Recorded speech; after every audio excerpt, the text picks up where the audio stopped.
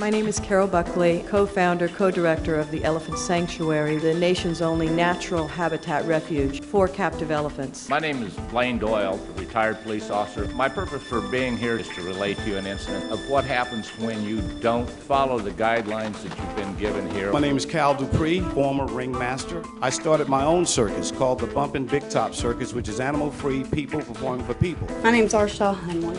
I quit the circus because the animal abuse was too upsetting to me. Isis Johnson Brown.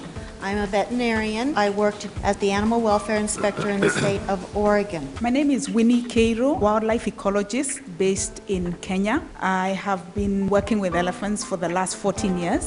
My name's Keith Lindsay. I ended up in Kenya where I began to work with the Amboseli Elephant Project. I also worked in the northernmost elephant population in Africa. Patty Miles. I was a zookeeper at the Detroit Zoo for two female Asian elephants named Winky and Wanda. My name is Joyce Poole, the research director for the Amboseli Elephant Research Project in Kenya. My name is Mel Richardson, veterinarian, 36 years professional experience with elephants, zoo animals, some wildlife. I worked at Ringling Brothers from '97. I'm a former barn man. My job was to take care of the elephants from 3:30 to 10:30. My name is Les Schobert. My father was appointed as the veterinarian at Busch Gardens. I also entered the zoo profession, a successful 25-year career. Hi, my name is Bob Tom. I worked for Ringling Brothers for nearly 2 years. I have seen handlers freshly hooking elephants daily.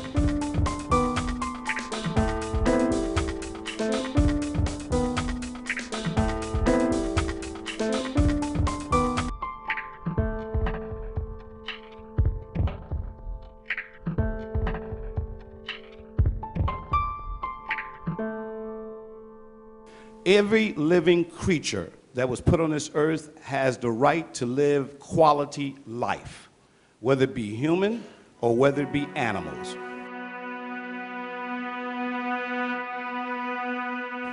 What we've learned at the sanctuary is there is one key component to the welfare and recovery of a captive elephant, and that is space.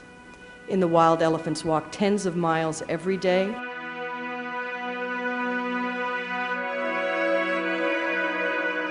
They are always on the move, 18 hours a day. I've followed them in a car, 24, 36 hours. In the wet season, they move around for the best places to feed. So the argument that elephants in zoos get plenty of food so they don't need to move is contradicted by the experience of wild elephants. When they have plenty of food, they move more. It doesn't matter that in a smaller environment you give them proper food, veterinary care, and qualified staff, because you're still depriving them of their biological need to move.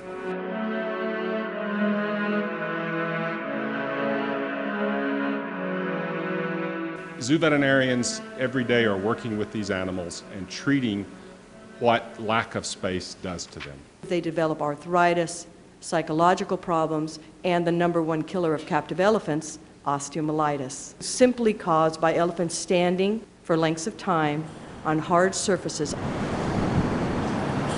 It actually bruises the bottoms of their feet, causing an abscess which becomes chronic. You will not cure the abscess until you remove the animal from the situation which is causing it.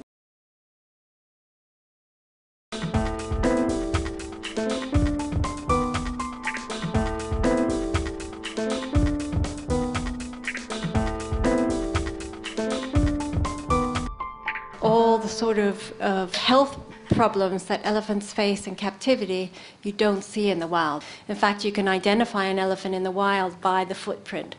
But in zoos, they have a completely smooth foot because all of that skin has been removed because they're worried about feces and whatever getting in those cracks and causing an abscess.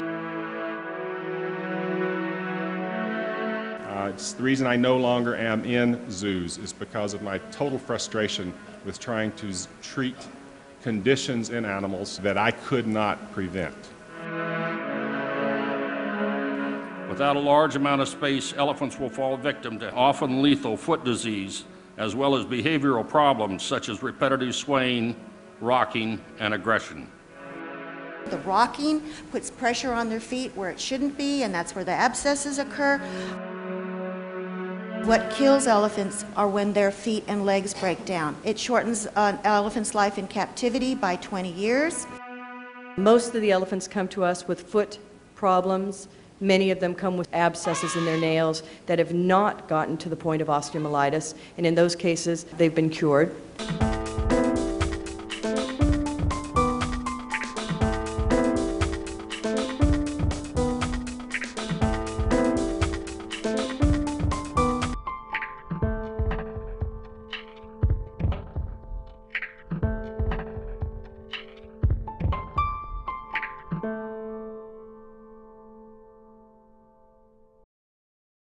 If we really want to have elephants in the States, there are places in the southern part of the United States that it's possible.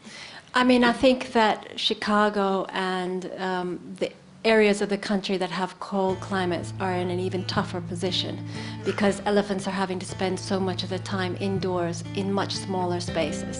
The space standard that calls for a minimum of 1,800 square feet of space outdoors for an elephant and 400 square feet indoors. A 20-foot by 20-foot cubicle for an animal that in the wild walks miles a day and is in constant motion. The AZA itself reports that, quote, more than 50% of AZA institutions displaying elephants do not meet AZA standards for elephant management and care, end quote. It seems amazing that we need to debate about giving elephants 10 acres of combined indoor and outdoor space. If you don't give these animals adequate space and you don't treat them with some respect, eventually they're going to turn. It's happened before and it'll happen again. It is time to drag the elephant managers in this country into this century. They obviously are not willing to come voluntarily, so legislation such as this becomes necessary.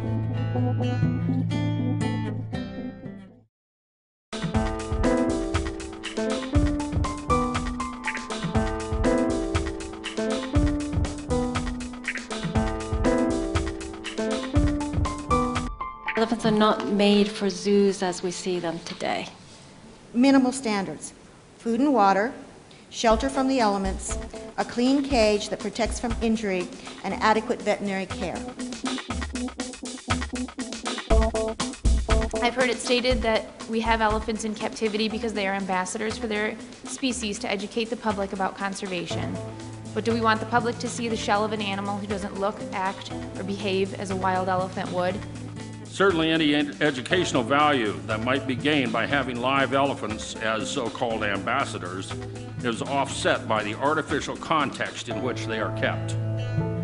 This link between seeing an elephant in a zoo, I don't know what a child gets out of seeing an elephant like that and when, or an adult even, and somehow linking that to this. I really do not think that the sight of sick and depressed elephants in a natural settings outside their regular social groups are what it takes to inspire appreciation of elephants. If zoos in America are not able to provide ultimate environments for elephants, they need to accept this inadequacy and stop advancing strange arguments about their expertise in elephant husbandry.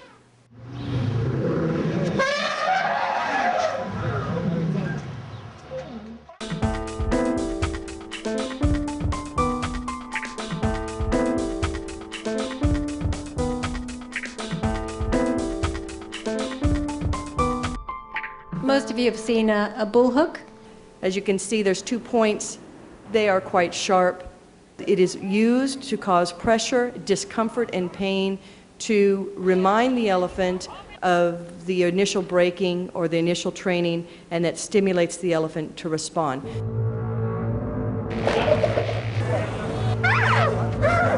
It's bleeding.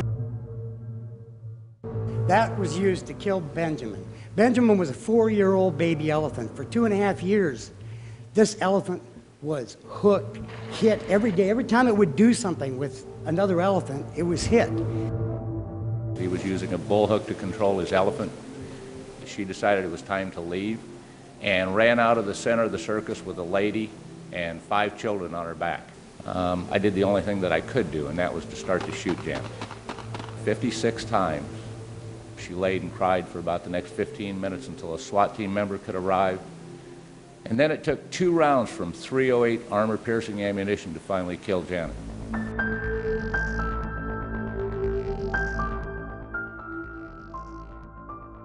One incident I will never forget. Several of the elephants lie on their bellies with their trunks extended. One elephant refused to lie down.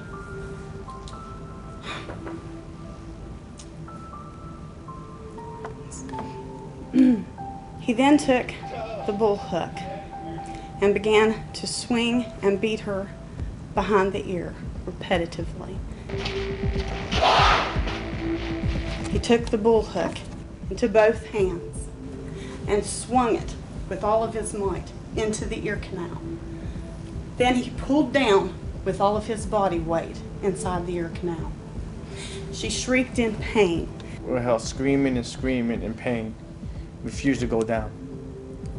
This happened for 30 minutes or more. It would stop, and would get up again and do it again to her. This beating lasted for 30 to 40 minutes.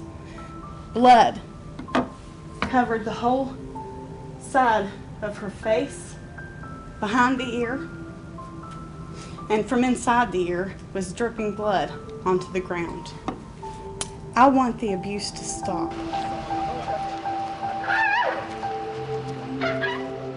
It's clear that elephants suffer, and when we make them suffer, our humanity is also diminished.